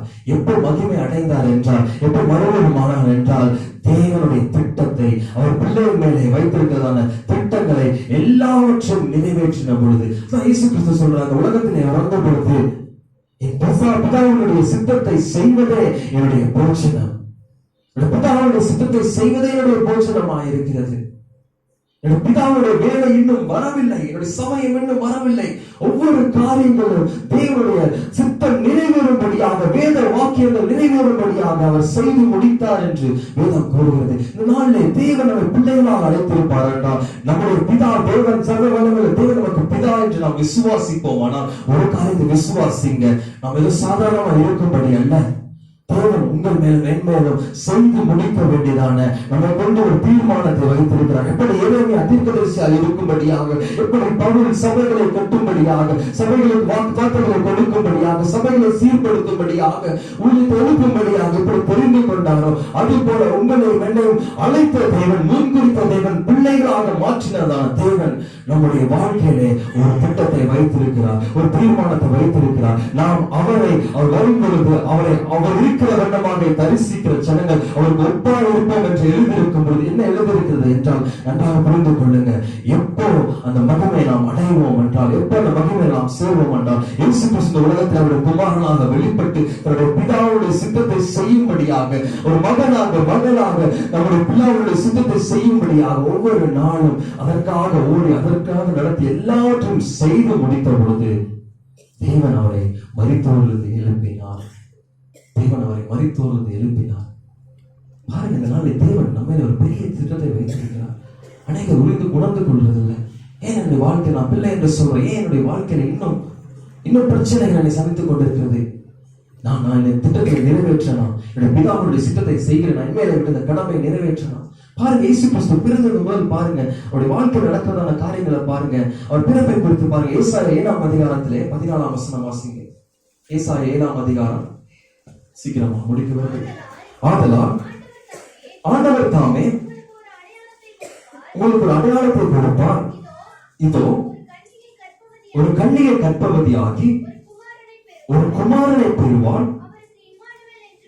அவருக்கு இம்மானுவேல் என்று பெயரிடுவார். பாருங்க, அவருடைய பிறப்பு முன்குறிக்கப்பட்டது.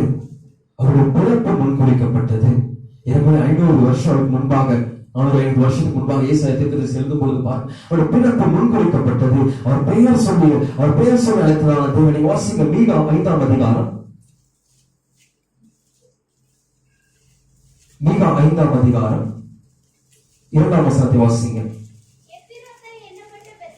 எப்பிரத்தா எண்ணப்பட்ட பெத்லகேமே, நீ யூதேயாவில் உள்ள ஆயிரங்களுக்குள்ளே சிறியதாயிருந்தும் இஸ்ரவேலை ஆளப் போகிறவர் உன்னிடத்திலிருந்து புறப்பட்டு என்னிடத்தில் வருவார். அவருடைய புறப்படுதல் அநாதி நாட்களாகிய பூர்வத்தினுடையது. பாருங்க, தேவனுடைய பிறப்பை குறித்து அது முன்குறிக்கப்பட்டிருந்தது. தேவகுமார் மனுஷகுமார் உலகத்திற்கு வரும் பொழுது அவர் முன்குறிக்கப்பட்டிருந்தார். அது நிறைவேறினது. இம்மானுவேல் அவருக்கு பெயரிட்டாங்க. அவர் பெத்லகேமிலே பிறப்பார் என்று மீகா மூலமாக வேதம் சொல்லுகிறது. அந்த வார்த்தை நிறைவேறும்படியாக பெத்லகேமிலே அவர் பிறந்தார். வாசிங்க ஏசாயா 53ஆம் அதிகாரம் 3ஆம் வசனத்தை வாசிங்க. அவர் அசட்டை பண்ணப்பட்டவரும் அவர் மனுஷரால் புறக்கணிக்கப்பட்டவரும் துக்கம் நிறைந்தவரும்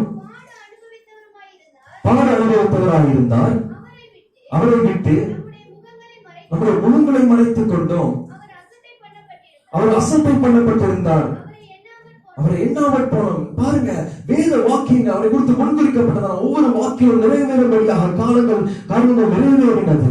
அவர் அசட்டை பண்ணப்பட்டார். உலகத்திலே வந்த பொழுதும், உலகத்தை ரட்சிக்கும்படியாக வந்த பொழுது எல்லாரும் அசட்டை பண்ணப்பட்டார். அது தேவனுடைய அநாதி சித்தமா இருந்தது, அவருடைய தீர்மானமா இருந்தது. நீங்க வாசிங்க, அதுல சகரியா 16ஆம் அதிகாரம், சகரியா 11ஆம் அதிகாரத்தை பார்ப்போமானால், அவர் காட்டி கொடுக்கும் பொழுது என்ன பண்றான்? 30 வெள்ளிக்காசுகளுக்கு அவரை காட்டி கொடுத்தான் என்று வேதம் சொல்லுகிறது. அவன் காட்டி கொடுத்து முடித்த பின்பாக தேவனை அவரை பிடிச்சு கொண்டு போயிட்டாங்க. பாருங்க, இந்த காசு அவன் இடத்துல வைக்க முடியாம என்ன பண்றாங்க பாருங்க, திருப்பி போயிட்டு ஆசிரியர் இடத்துல போய் கொடுக்கிறான். அவங்க யோசிக்கிறாங்க, ஆசிரியர்லாம் இதன் மேல ரத்தப்படி இருக்குதுன்னு சொல்லிட்டு அங்க அவங்க குமாரனுடைய நிலத்தை வாங்கினார்கள் என்று நம்ம மத்தேயுல வாசிக்கலாம். அங்க சகீதா 11ஆம் அதிகாரத்திலே 12ஆம் வசனத்தை 13ஆம் வசனத்தை வாசிங்க. உங்கள் பார்வைக்கு நன்றாய் கண்டால் என் கூலியை தாருங்கள், இல்லாவிட்டால் இருக்கட்டும் என்று அவர்களுடனே சொன்னேன். அப்பொழுது எனக்கு கூலியாக 30 வெள்ளிக்காசை நிறுத்தார்கள். கர்த்தர் என்னை நோக்கி அதை குறைந்த குயவனிடத்தில் எரிந்து போடு என்றார். இதுவே நான் அவர்களால் மேன்மையான மதிப்பு. நான் அந்த 30 வெள்ளிக்காசை எடுத்து அவரை கோயிலுக்கு என்று கர்த்தருடைய ஆலயத்திலே இருந்திருந்தேன். பாருங்க, அவர் காட்டி கொடுப்பது கூட, காட்டி கொடுக்கப்படுவது கூட அவருடைய சித்தமா இருந்தது. அதை கூட தெளிவா பாருங்க, அவருடைய சித்தம் எவ்வளவு தெளிவா இருக்கிறது என்றால், அந்த பாருங்க, இப்ப கூட நீங்க யூடியூப்ல கூட பார்க்கலாம், நிறைய வீடியோஸ் இருக்கு. அந்த தேவனுடைய அந்த கோயிலுடைய நிலத்தை நீங்க யூடியூப்ல பார்க்கலாம். இன்னும் அந்த நிலம் அப்படியாக காணப்படுகிறது. தேவனை தேவனுடைய காட்டி கொடுக்கப்பட்டது அந்த 30 வெள்ளிக்காசு மூலமாக வாங்கினதான நிலம் இன்னும் அப்படியே இருக்கிறது. ஒரு மாற்றமும் இல்லாம அப்படியே இருக்கிறது. நீங்க வீட்டுல போய் யூடியூப்ல போய் பாருங்க, அந்த காரியங்களை பாருங்க. இன்னும் அப்படி இருக்கிறது. பாருங்க, ஒவ்வொரு காரியமும் அவரால் முன்குறிக்கப்பட்டிருந்தது. ஒவ்வொரு காரியமும் இயேசுடைய வாழ்க்கையில ஒவ்வொரு நிறைவேறின ஒவ்வொரு காரியங்களும் முன்குறிக்கப்பட்டிருந்தது. அவருடைய மகனாகி இயேசுடைய வாழ்க்கையில ஒவ்வொரு காரியம் முன்குறிக்கப்பட்டிருந்தது. இந்த நாளிலே தேவன் நம்மை அழைத்திருப்பார் என்றால், நம்முடைய வாழ்க்கையில ஒவ்வொரு காரியம் நடக்கிறதால ஒவ்வொரு காரியங்களையும் தேவன் முன்குறித்திருக்கிறார், தேவன் தீர்மானித்திருக்கிறார். அவர் அநாதி நோக்கத்தின் படியாக தீர்மானிக்கப்பட்டிருக்கிறது. பாருங்க, இவர்கள் எல்லாவற்றையும் தேவன் அறிந்திருந்த பொழுதும், இயேசு கிறிஸ்து எல்லாவற்றையும் அறிந்திருந்த பொழுதும் என்ன பண்ணாரு பாருங்க. அவர் அடிக்கப்படுகிற ஆட்டை போல, அடிக்கப்படுகிற ஆற்றை போல ஒன்றும் பேசாம இருந்தார். 22 சங்கீதம் 22 அதிகாரம் 16 வசனத்தை வாசிங்க. அது முழுவதாக இயேசு கிறிஸ்துவை குறித்து நான் தீர்க்க தரிசனம். 22 அதிகாரம் 16 வசனம். நாய்கள் என்னை சூழ்ந்திருக்கிறது, பொல்லாதவர்களின் கூட்டம் என்னை வளைத்துக் கொண்டது, என் கைகளையும் என் கால்களையும் உருவ குத்தினார்கள். ஹல்லேலூயா. எபிரேயர் 9 அதிகாரம் 28 வசனத்தை வாசிங்க. கிறிஸ்துவும் அநேகருடைய பாவங்களை சுமந்து தீர்க்கும்படிக்கு ஒரே தரம் பலியிடப்பட்டு பாவம் இல்லாமல் ஆவலுடன் தமக்காக காத்துக் கொண்டிருக்கிறவர்களுக்கு ரட்சிப்பை அருளும்படி 2ஆம் தரம் தரிசனமாவார். இப்படி ஒவ்வொரு காரியங்களும் நிறைவேறி முடித்த பொழுது தேவன் அவரை எழுப்பினார். இப்ப பாருங்க, அவருக்காக காத்துக் கொண்டிருக்கிறதான பிள்ளைகளை அவரை நாம் மீண்டுமாக தரிசிக்கும்படியாக அவர் மீண்டுமாக தரிசிக்கும்படியாக அவர் வருவார் என்று வாக்கு பண்ணியிருக்கிறார். ஹல்லேலூயா. பாருங்க, கிறிஸ்து அநேகருடைய பாவங்களை சுமந்து தீர்க்கும்படி ஒரே தரம் பலியிடப்பட்டு நமக்காக காத்துக் கொண்டிருக்கிற ரட்சிப்பை அளிப்படி 2ஆம் தரம் பாவம் இல்லாமல் தரிசனமாவார். ஹல்லேலூயா. பாவம் இல்லாமல் தரிசனமாவார். அந்த நாளிலே தரிசிக்க போறோம், தேவனை தரிசிக்க போறோம். தேவனை தரிசிக்கிறவர்கள் தேவனுக்கு ஒப்பாக இருக்கிறவர்கள். அந்த 3ஆம் அதிகாரத்திலே, பிரியமானவர்களே, இப்பொழுது தேவனுடைய பிள்ளைகளாக இருக்கிறோம், இனி எவ்விதமாக இருப்போம் என்று இன்னும் வெளிப்படவில்லை. ஆகிலும் அவர் வெளிப்படும் பொழுது அவர் இருக்கிற வண்ணமாகவே நாம் அவரை தரிசிப்பதினாலே, அவர் எப்படி இருக்கிறார், 2ஆவது அவர் தரிசிக்கும் பொழுது எப்படி இருக்கிறார் என்றால், அவர் பாவம் இல்லாமல், ஹல்லேலூயா, பாவம் இல்லாமல் தரிசனமாவார் என்று வேதம் சொல்லுகிறது. பாவம் இல்லாமல் தரிசனமாவரை அவர் இருக்கிற வண்ணமாக தரிசிக்க வேண்டுமானால் அவருடைய பிள்ளைகளாகிய நீங்களும் நானும் அவருடைய வருகையிலே பாவம் இல்லாமல் காணப்பட வேண்டும். பாவம் இல்லாமல் காணப்பட வேண்டும். ஹல்லேலூயா. பாவம் இல்லாமல் காணப்பட. அந்த 3ஆம் அதிகாரத்திலே 6ஆம் வசனத்தை கூட வாசிங்க. அவரில் நிலைத்திருக்கிற எவனும் பாவம் செய்கிறதில்லை, பாவம் செய்கிற எவனும் அவரை காணவும் இல்லை, அவரை அறியவும் இல்லை. ஹல்லேலூயா. யாரும் அவரை காண மாட்டாங்கன்னா, பாவம் செய்கிற எவனும் அவரை காண மாட்டாங்க. ஒரு நாள் தேவனை தரிசிக்க போகிறோம். 2ஆம் தரம் வரும் பொழுது பாவம் இல்லாதவராய் தரிசனம் ஆவார். அவரை தரிசிப்பவர்கள் அவருக்கு ஒப்பா இருப்பார். அவர் இருக்கிற வண்ணமாக அவரை தரிசிக்கிறவர்கள் அவருக்கு ஒப்பா இருக்கிறார்கள் என்று எழுதியிருக்கிறது. அவரை தரிசிப்ப ஜனங்கள் எப்படி இருக்க வேண்டுமானால் பாவம் இல்லாதவனாய் இருக்க வேண்டும். அவரை நிலைத்திருக்கிற எவனும் பாவம் இல்லாதவனாய் இருக்கிறான். ஹல்லேலூயா. முதலாவது, விசுவாசத்தினாலே நாம் தேவனுடைய பிள்ளைகளாக்கப்பட்டோம். பொறுப்பெடுக்கிறதுனாலே தேவன் நம்மை அவருடைய குமாரனும் குமாரத்தையும் என்று சொல்லுகிறார். தேவனுடைய ஆவியானவர் நம்முடைய தேவனுடைய புத்திரன் என்று சாட்சி கொடுக்கிறார். அந்த ஆவியினாலே புத்திர சுவிகாரத்தை பெற்றுக் கொண்டோம். பரலோகத்திற்கு சுதந்திர வழியானோம். அவருக்கு உடன் சுதந்திர வழியாக மாறினோம். புத்திர சுவிகாரத்தை பெற்றுக் கொண்டோம். அவரை தரிசிக்கும் பொழுது, அவர் தரிசனமாகும் பொழுது நாம் பாவம் இல்லாமல் அவரை தரிசிக்க வேண்டும். பாருங்க, தேவன் அதற்கு முன்பாக தேவன் நம்மை எழுப்ப வேண்டுமானால் தேவனுடைய சித்தம், பிதாவுடைய சித்தம் நிறைவேற வேண்டும். பாருங்க, இந்த காரியங்கள் நிரக்கும் போது பாருங்க, விசுவாசிச்சார், பிரித்தெடுக்கப்பட்ட வாழ்க்கை, ஆவியின் நிறைவு, தேவனுடைய சித்தம் நிறைவேறுதல், தேவனுடைய சித்தம் நிறைவேறுதல், தீர்மானம் நிறைவேறுதல் நிறைவேறின பொழுது தேவன் அவரை உயிர்ப்பித்தார், உயிர்த்தெழுக பண்ணினார். இப்ப மீண்டுமாக அவர் வரப்போகிறார். எப்படி வரப்போகிறார்? மீண்டுமாக தரிசனமாக போகிறார். எப்படி தரிசனமாக போகிறார் என்றால், எபிரேயரில் சொல்லப்பட்டது போல பாவம் இல்லாமல் தரிசனமாவார். ஹல்லேலூயா. பாவம் இல்லாதவர்கள் அவரை காணவும் இல்லை, பாவத்தில் இருக்கிறவங்க அவரை காணவும் இல்லை என்று வேதம் சொல்லுகிறது. அதனாலே அவருடைய பிள்ளைகளாகிய நாம் அவரை போல வாழ வேண்டும். நம்முடைய இயேசு கிறிஸ்துவை போல வாழ வேண்டும். அவர் நமக்கு ஒரு மாதிரியை காண்பித்து போயிருக்கிறார். நாம் எப்படி வாழ வேண்டும் என்று மாதிரியை காண்பித்து போயிருக்கிறார். ஒரு பிள்ளைகள் எப்படி வாழ வேண்டும் என்று காண்பித்து போயிருக்கிறார். அவர் பிதாவுடைய சித்தத்திற்கு அடங்கி இருந்தார். தேவனுடைய குமாரன் எனப்படுவதை கொள்ளையாடின பொருளாக எண்ணாமல் சிலுவையின் பரியந்தம் தம்மை தாமே தாழ்த்தி அவருடைய சித்தத்துக்கு ஒப்புக் கொடுத்தார். நாளே தேவனுடைய பிள்ளைகளாக இருக்கிறோம். தேவன் நம்ம பிள்ளைகளாக அழைத்திருக்கிறார். பாருங்க, இயேசு கிறிஸ்துவின் வாழ்க்கையில அவர் சித்தம் நிறைவேறும்படியாக தம்மை தாமே தாழ்த்தினார். அவரை குறித்து கூறப்பட்டிருக்கிறார் ஒவ்வொரு வார்த்தைகளும் நிறைவேறும்படியாக அர்ப்பணித்தார். எல்லாம் நிறைவேறின பொழுது, அவரை குறித்த எல்லா திட்டங்களும் நிறைவேறின பொழுது தேவன் அவரை எழுப்பினார். அதே போல இந்த நாள் பிள்ளைகளாகிய நம்மை தேவன் எழுப்ப வேண்டும். அவர் வரும்பொழுது தேவனை நம்ம எழுப்ப வேண்டும். இந்த உலகத்திலிருந்து நாம் மறுரூபமாக்கப்பட வேண்டும். நாம் எழும்ப வேண்டும். நாம் எழும்ப வேண்டுமானால் நம்முடைய வாழ்க்கையில அவர் வரும்பொழுது தேவனுடைய திட்டங்கள் நிறைவேறி இருக்க வேண்டும். தேவனுடைய திட்டங்கள் நிறைவேறி இருக்க வேண்டும். நாளை தேவனிடத்துல கேட்போம், என் வாழ்க்கையில ஒரு பிள்ளைகளா என்னை அழைத்து என் தகப்பன் என் மேல என்ன, என் அப்பா என் மேல என்ன சித்தம் வைத்திருக்கிறேன், என் மேல என்ன நோக்கம் வைத்திருக்கிறேன், எதற்காக என்னை பிள்ளையாக அழைத்தீர். ஒரு நல்ல பிள்ளைகா உதாரணம் என்னவென்றால், ஒரு நல்ல பிள்ளை தன்னுடைய பிதாவுடைய தகப்பனுடைய வார்த்தைகளை, தகப்பனுடைய காரியங்களை நிறைவேற்றும். தன் தகப்பன் சொல்லுகிற வார்த்தையை நிறைவேற்றும். தன் தகப்பன் சொல்லுகிற வார்த்தைக்கு கீழ்ப்படியும். அது ஒரு நல்ல பிள்ளைக்கான அழகு. பாருங்க, இயேசு குமாரனாக வெளிப்பட்ட பொழுது தன்னுடைய தகப்பனுடைய எல்லா வார்த்தையும் கீழ்ப்படித்தார். எல்லாவற்றையும் நிறைவேற்றினார். எல்லாவற்றையும் நிறைவேற்ற தன் பேர் நாம் நிறைவேற்றோம். நாலு பிள்ளைகள் இன்னும் தகப்பன் பெற்றோர் சொல்றதான வார்த்தைகளை கூட கீழ்ப்படுகிறது இல்லை. பெற்றோர் விரும்புறதான காரியங்கள் கூட பிள்ளைகளுடைய வாழ்க்கையில நிறைவேறது இல்லை. அவருடைய பிதாவாகிய தேவனுடைய வார்த்தைக்கு நாம் எப்படி கீழ்ப்படிவோம்? நாம் எப்படி கீழ்ப்படிவோம்? நாளை தேவனுடைய சித்தம் நிறைவேறும்படியாக அர்ப்பணிப்போம். தேவனுடைய சித்தனுடைய வாழ்க்கையிலே அவருடைய பிதாவுடைய சித்தம் நிறைவேறுமானால் தேவன் நம்மை மரித்தோர்ந்து எழுப்புவார்.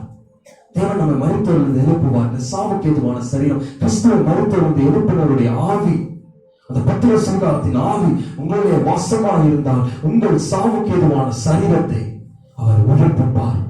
அவர் உயிர்ப்பிப்பார். அந்த ஆவியினாலே நாம் பிள்ளைகள் என்று அழைக்கப்படுகிறோம். அந்த ஆவியினாலே சுதந்திரவாளி ஆகணும். அந்த ஆவியை நாம் கடைசி வரைக்கும் காத்துக்கொண்டு அந்த ஆவியிலே நடந்து தேவனுடைய சித்தத்தை நிறைவேற்றுவோமானால் தேவன் நம்மை எழுப்புவார். அவர் வரும் பொழுது அவர் பாவம் இல்லாதவராக தரிசனமாவார். அநேக காரியங்கள் பாவம் இல்லாதவராக தரிசனமாவார். அவர் பாவம் இல்லாதவர் தரிசனமாகிறவரை அவர் இருக்கிற வண்ணமாகவே தரிசிக்கிறதான பிள்ளைகள் அவருக்கு ஒப்பா இருக்கிறதான எழுதப்பட்டிருக்கிற காரணம், அவர் பாவம் இல்லாமல் தரிசனமாகும் பொழுது நாமும் கரைதிரை அற்றவர்களாக, நாம் சுத்த இருதய உள்ளவர்களாக, நாம் சுத்தம் இருதய உள்ளவர்களாக தேவனை தரிசிக்க வேண்டும். தேவனை தரிசிக்க வேண்டும். பாருங்க, இந்த 1 யோவான் 3ஆம் அதிகாரத்திலே ஒரே ஒரு காரியத்தை மட்டும் சொல்லி நான் முடிக்க விரும்புகிறேன். இந்த 3ஆம் அதிகாரத்தில் 2 காரியம். ஒன்று, பாவம் இல்லாமல் இருக்க வேண்டும் என்று சொல்லிவிட்டு யோவான் கடைசியில் சொல்றது, என் கடைசி காரியங்கள் வாசிப்போம். ஆனால் பாருங்க, ஒரு காரியத்தை குறித்தான் அவர் பிரதானமாக எழுதுவார். என்ன காரியம் எழுதியிருக்கிறாரு பாருங்க. அவர் முற்றிலுமாக அன்பை குறித்த எழுதுகிற காரியத்தை நாம் பார்க்க முடியும். பாருங்க, அங்க நீங்க 18ஆம் வசனத்திலிருந்து வாசிங்க.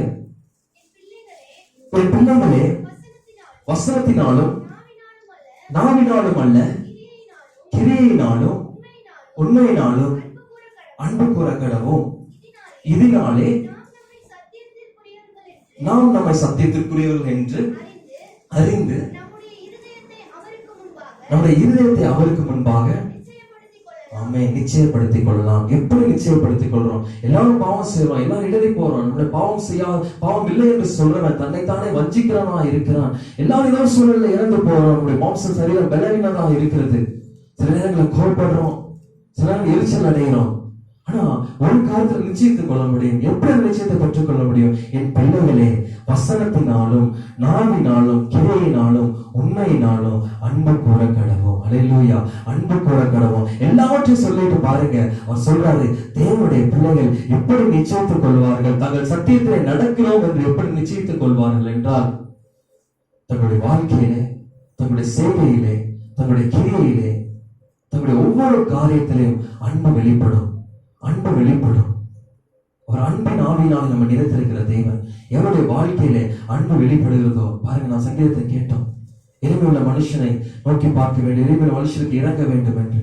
அதெல்லாம் அன்புடைய கிரியைகளாக இருக்கிறது. அந்த அன்பு நமக்குள்ளாக இருக்குமானால் பாருங்க, நாம் ஒரு காரியத்தை உணர்ந்து கொள்ள முடியும். நான் சத்தியத்திலே நடக்கிறேன், நான் தேவனுடைய வார்த்தையில நடக்கிறேன், தேவனுடைய வார்த்தையில் நடக்கிறேன். அவர் அன்பு இன்னதை விளங்க பண்ணும்படியாக, அன்பு இன்னதை வெளிப்படுத்தும்படியாக. அதான் பாருங்க, அந்த 1 யோவான்ல அந்த 3ஆம் அதிகாரத்துல 1ஆம் வசனத்துல, நாம் தேவனுடைய பிள்ளைகள் என்று அழைக்கப்படுவதனாலே பிதாவானவர் நமக்கு பாராட்டின அன்பு எவ்வளவு பெரிதென்று பாருங்கள். அவர் அன்பினாலே நம்ம பிள்ளைகளாக மாற்றினார். பிள்ளைகளாக இருக்கிறதான நாம், அவரை தரிசிக்க போறதான நாம், அவருக்கு ஒப்பாக மாறப்போகிறதான நாம், அந்த மகிமையில அடைய போகிறதான நாம் அந்த அன்பிலே நிற்க வேண்டும், அந்த அன்பிலே நிற்க வேண்டும், அந்த அன்பிலே நடக்க வேண்டும். அது நம்முடைய இருதயங்கள் இருந்தால் மாத்திரம் அது கிரியாக வெளிப்பட வேண்டும், அது வசனமாக வெளிப்பட வேண்டும், அது வார்த்தையாக வெளிப்பட வேண்டும். இது நமக்கு ஒரு நிச்சயத்தை கொடுக்கும். என்ன நிச்சயத்தை கொடுக்கும்? நான் சத்தியத்திலே நடக்கிறேன், நான் சத்தியத்திலே நடக்கிறேன், நான் சத்தியத்திலே நடக்கிறேன். அந்த அன்பு நம்ம ஒவ்வொரு நாளும் சீர்படுத்தும், நம்ம பாவங்களுக்கு விலைக்கு நம்மை பாதுகாத்துக் கொள்ளும். வேலையிலே நம் பிள்ளைகளாக அழைக்கப்பட்டிருக்கிறோம், இப்பொழுது பிள்ளைகளாக இருக்கிறோம். இனி எப்படி இருப்போம் என்று இன்னும் வெளிப்படவில்லை. அவரை தரிசிக்கும் பொழுது ஹல்லேலூயா அவருக்கு ஒப்பாய் இருப்போம். அவரை இருக்கிற வண்ணமாக தரிசிக்கும் பொழுது அவருக்கு ஒப்பாய் இருக்க வேண்டுமானால் இந்த நாளில் நாம் ஒரு காரியத்தை அறிந்து கொள்ள வேண்டும். எல்லா கண்களையும் மூடி ஜெபம் பண்ணலாம். இதனால் ஒரு காரியத்தை நாம் அறிந்து கொள்ள வேண்டும். நான் என் தேவனை தரிசிக்க போகிறேன், என் தேவனை தரிசிக்க போறேன்.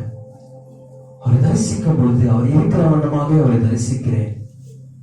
அப்பொழுது அவர் ஒப்பாய் இருப்பேன் என்று வேதம் சொல்லுகிறபடினாலே என்னுடைய வாழ்க்கை, நான் பிள்ளையாக அழைக்கப்பட்டேன். தேவன் பிள்ளையாக உலக இயேசு கிறிஸ்து பிள்ளையாக உலகத்திற்கு வந்தார். அவர் சித்தத்தை நிறைவேற்றின பொழுதோ தேவன் அவரை எழும்ப பண்ணினார். அவர் மகிமையை கொண்டு போய் சேர்ந்தார். அவர் மரண சரீரம் அது மகிமை சரீரமாக மாற்றினது. நாளே பிள்ளையாக அழைக்கப்பட்டதான என் மேலே தேவன் என்ன சித்தம் வைத்திருக்கிறேன், என் பிதா என்ன சித்தம் வைத்திருக்கிறார், என் பிதா என்ன நோக்கம் வைத்திருக்கிறார், என்னை கொண்டு என்ன செய்ய ஆயத்தமாக இருக்கிறேன், என்னை கொண்டு என்ன செய்ய ஆயத்தமாக இருக்கிறேன். நான் விசுவாசிக்கிறேன். என்னை பெயர் சொல்லி அழைத்ததான தேவன், என்னை முன் குறித்ததான தேவன், என்னை பிள்ளையாக மாற்றினதான தேவன், அவர் என் மேல ஒரு பெரிய திட்டத்தை வைத்திருக்கிறார், ஒரு பெரிய நோக்கத்தை வைத்திருக்கிறார். அவருக்கு காத்திருக்கிறவர்களுக்கு தேவன் தம்முடைய சித்தத்தை வெளிப்படுத்துவார் என்று வேதம் சொல்கிறார். அவருடைய பிள்ளைகளாகிய நாம் தேவனுடைய பாதத்திலே ஒவ்வொரு நாளும் காத்திருப்போம். தேவனுடைய பாதத்திலே ஒவ்வொரு நாளும் காத்திருப்போம், ஒவ்வொரு நாளும் காத்திருப்போம். உங்களுடைய திட்டம் இன்னும் வெளிப்படவில்லையே நாம் உணர்வோம். ஆனால் நீங்க இந்த நாளில் காத்திருங்க, தேவனுடைய சமூகத்திலே காத்திருங்க. தேவன் உங்கள் வாழ்க்கையில என்ன தீர்மானத்தை வைத்திருக்கிறார் என்று தேவன் உங்களுக்கு திட்டமும் தெளிவுமாக வெளிப்படுத்துவார், திட்டமும் தெளிவுமாக வெளிப்படுத்துவார். இயேசு கிறிஸ்து உலகத்துக்கு வந்த பொழுது அவர் செய்ய வேண்டிய ஒவ்வொரு காரியங்களும் அது ஆயிரக்கணக்கான வருஷங்களுக்கு முன்பாக முன்குறிக்கப்பட்டதாக இருந்தது, அது தீர்மானிக்கப்பட்டதாக இருந்தது, அது பிதாவுடைய திட்டமாக இருந்தது, பிதாவுடைய நோக்கமாக இருந்தது. அவர் எல்லாவற்றையும் நிறைவேற்றின பொழுதோ தேவன் அவரை எழும்ப பண்ணினார், மறைத்தொழுந்து எழும்ப பண்ணினார், மகிமையிலே சேர்த்தார். அதனால பிள்ளைகளாக இருக்கிற நீங்களும் நானும் இந்த நாளில் தேவனுடைய திட்டத்தை நிறைவேற்ற வேண்டும், தேவனுடைய தீர்மானத்தை நிறைவேற்ற வேண்டும். நாம் தேவனுடைய பிள்ளைகளாக இருக்கிறோம், நாம் தேவனுடைய பிள்ளைகள், தேவனுடைய பிள்ளைகள், தேவனுடைய பிள்ளைகள். இப்பொழுது தேவனுடைய பிள்ளைகளாக இருக்கிறோம். இனி எப்படி இருப்போம் என்று வெளியாகவில்லை. அவரை தரிசிக்க போறோம், அது மாத்திரம் நிச்சயம். அவர் வரப்போகிறார். அவர் இருக்கிற வண்ணமாகவே நாம் தரிசிப்பதனால் அவருக்கு ஒப்பாக நாம் மாற வேண்டும், அவருக்கு ஒப்பாக மாற வேண்டும். அந்த மகிமை நாம் அடைய வேண்டும், நாமும் உயிர்ப்பிக்கப்பட வேண்டும், அவரை போல மறுரூபமாக்கப்பட வேண்டும், அவரை போல மறுரூபமாக்கப்பட வேண்டும். அதான் பிள்ளையுடைய கடமை, தேவனுடைய பிள்ளைகளுடைய கடமை, தேவனுடைய பிள்ளைகளுடைய கடமை. அதான் பாருங்க, தேவனுடைய பிள்ளைகள் செய்ய வேண்டிய காரியங்களை நாம் அறிந்து கொள்வோமானால், தேவனுடைய பிள்ளைகள் என்ற நிச்சயம் மக்கள் இருக்குமானால், இந்த உலகத்தில் இருக்கிற எல்லா காரியத்தையும் நமக்கு ஜெயமாக மாற்றுவார், எல்லா காரியத்தையும் ஜெயமாக மாற்றுவார். உலகத்தில் நாம் நடக்க வேண்டிய வழிகளை நமக்கு செவ்வையாக மாற்றுவார். அவருடைய திட்டத்தை நம்மை நிறைவேற்றுவார், அவருடைய நோக்கத்தை நிறைவேற்றுவார். அதை நிறைவேற்றும்படியாக நம்மை அழைத்திருக்கிறார். அநேகர் அதை உணராதபடினாலே, அறிந்து கொள்ளாதபடினாலே பாருங்க, தேவனுடைய சித்தத்தை விட்டு விடுறாங்க, ஆவின் அபிஷேகத்தை விட்டு விடுறாங்க, அவருடைய சுதந்திரத்தை விட்டு விடுறாங்க, புத்திர சுவிகாரத்தை விட்டு விடுறாங்க. ஏசாவை போல அநேகர் நடக்கிறதான சந்தர்ப்பங்களிலே தங்கள் யார் என்பதை உணர்ந்து கொள்ளாமல் வீணாக பாருங்க, புத்திர சுவிகாரத்தை பெற்றதான ஏசா, பெற்றதான ஏசா அவனுடைய மகிமை அறியாமல் இருந்தான், அதை வீணாக விற்று போட்டான், ஆசீர்வாதத்தை இழந்தான், எல்லாவற்றையும் இழந்தான், சாபத்தை தேடி கொண்டான். அவனுடைய வாழ்க்கையில தேவனுடைய திட்டம் ஒன்றும் நிறைவேறவில்லை, தேவனுடைய சித்தம் ஒன்றும் நிறைவேறவில்லை. ஆனா யாக்கோபு அதையே வாஞ்சித்தான், அதற்காக ஓடினான். தேவன் அவனுடைய சந்ததியை ஆசீர்வதித்தார், அவனுடைய சந்ததியை ஆசீர்வதித்தார், அவனை பெருக பண்ணினார். வெறுங்கையாக கடந்து சென்றான், இரு பெருங்காங்களோடு திரும்ப வந்தான். ஏனென்றால் அவன் தேவனுடைய அந்த புத்திர சுவீகாரத்தை அதிகமாக வாஞ்சித்தான், அதிகமாக வாஞ்சித்தான். சுதந்திரவாளியாக இருக்கும்படியாக அதிகமாக வாஞ்சித்தான். நாளே பிள்ளைகளாக நமக்கும் தேவன் நம்மை சுதந்திரவாளியாக அழைத்திருக்கிறார், பிள்ளைகளாக அழைத்திருக்கிறார். தேவனுடைய கரத்திலே ஒப்பு கொடுப்போம், தேவனுடைய கரத்திலே ஒப்பு கொடுப்போம்.